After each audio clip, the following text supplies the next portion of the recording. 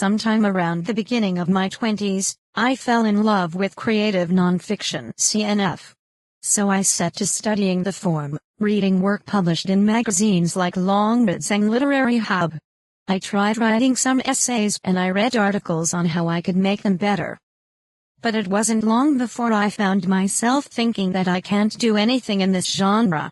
Unknowingly, I'd come to accept what I now know are myths about writing CNF, as detailed below. Number 1, you have to write about the sad stuff. Almost every essay I read or saw recommended dealt with death, abuse, trauma, or some other difficult experience. Those stories may or may not have happy endings, but at their core were some of the worst things life can throw at people. This kind of writing has value both for writers, who find meaning in articulating their experiences, and for readers, who are able to understand the diverse lives everyone leads. But when one repeatedly encounters the same themes, it becomes easy to think that that's what this genre is about. I thought deeply about my 2 decades of life and found that there was nothing sad or traumatic in it, at least nothing significant enough to write about. I once tried to write about that time we could have lost our mother had her brain surgery not gone well. But after writing several drafts at various points, I realized I was trying to find meaning in an event which had no story to tell. It was just something that happened, and now everything is well. I couldn't force it to be something it wasn't. It felt dishonest. But then there was nothing that I was left with to write essays about, because I believe that good CNF means writing about the sad stuff. However, as Austin Kleon has said, you don't have to write about the bad stuff. Quotes. And that's true. Consider, for example, the essay, A Single Small Map is Enough for a Lifetime by Alastair Humphreys, which celebrates the stories and sights we can discover in our local surroundings. Number 2, you have to be older. How much does one know at 20? Adults here in India have a common line they retort with whenever someone younger gets a little idealistic or equals them in conversation. Beta, tumna bhi duniya dikhi nahi hai. Child, you've not seen the world yet. In my case, this was true. I was 20 and had spent most of my life at school and at home. We didn't travel or go out much because we couldn't. I studied and wrote and read books. There were no enlightening vacations, no heartbreak, no work experience, no talking to strangers. And so I thought, well, then, I can't do this right now. I have to go out there and do a lot of different things if I want to write CNF. Once more, I came close to giving up. But you don't have to be older to write CNF.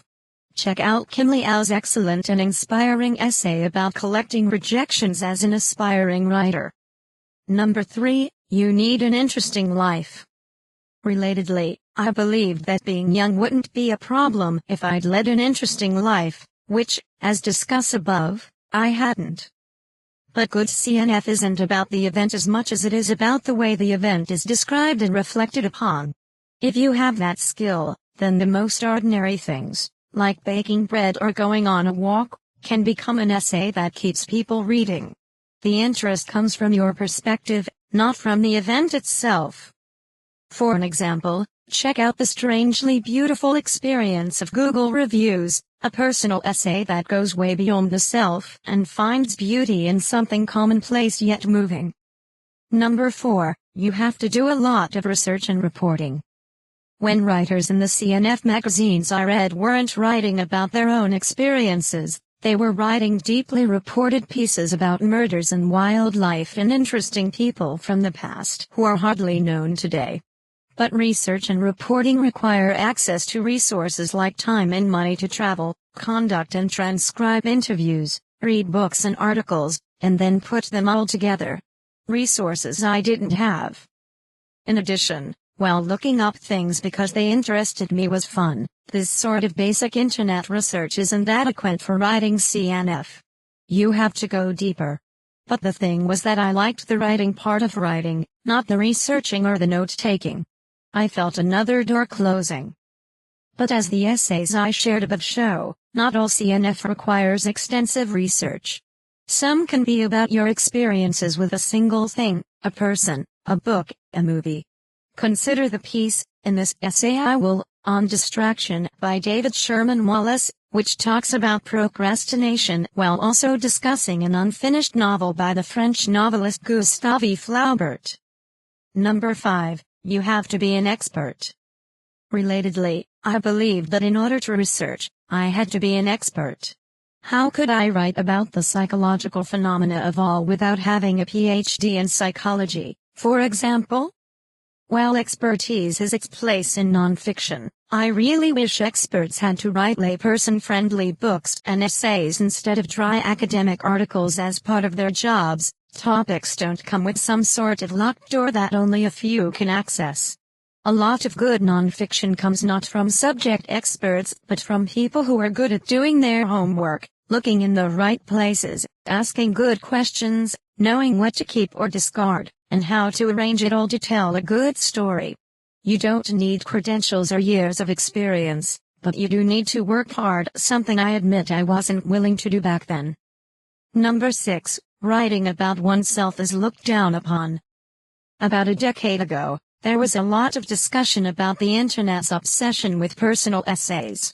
There was a lot of fair criticism pointing out how these essays sensationalized life experiences, encouraged people, especially women, to confess everything and expose themselves to the world, and contained little in the way of reflection and introspection, instead becoming content for the internet to make viral. But not all writing about oneself has these attributes. They vary from writer to writer, and from platform to platform. Consider the essays in Terry Pratchett's A Slip of the Keyboard, in which the author writes about everything from picking mushrooms early in the morning to the right to die after getting diagnosed with Alzheimer's disease. Stephen King's songwriting is not just a guide but also a recollection of his childhood and youth, of the development of a writer. Our own selves, especially the perspectives with which we look at the world, applying our own filters on it, are the richest resource we have at our disposal to bring into our writing. It's not bad to use that resource. The problem arises when the writing lacks the elements of good CNF reflection, introspection, consideration, and, when needed, research as opposed to self-centeredness, sensationalism, and overabundance of details, and never considering things from a different perspective. Consider the following. How to Learn Everything, The Masterclass Diaries by Irina Dumitrescu. My Year of Writing Anonymously by Stacy Gerasmo. Number 7. You have to write essays. Creative nonfiction is playful. Its boundaries and definitions aren't fixed. You don't have to write a set of paragraphs.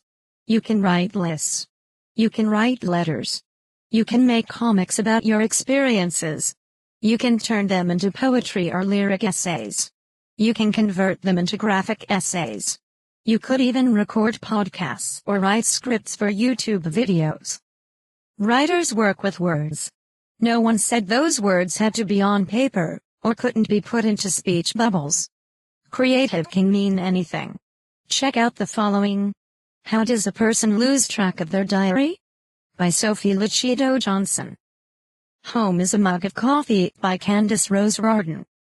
In conclusion, when I look back upon my reading, I realize that I believed these myths because I was looking at what was popular, what was selling.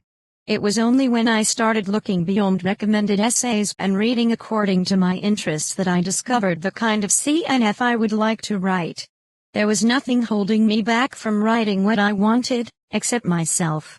What I actually needed to do was, as Mary Oliver said in her poem, sometimes, the only tip for writing CNF one really needs. Instructions for living a life. Pay attention. Be astonished. Tell about it. Ritika Deshpande is a writer from India. Her work has appeared in Authors Publish, Reactor Magazine, The Brevity Blog, and other platforms. You can support her writing here.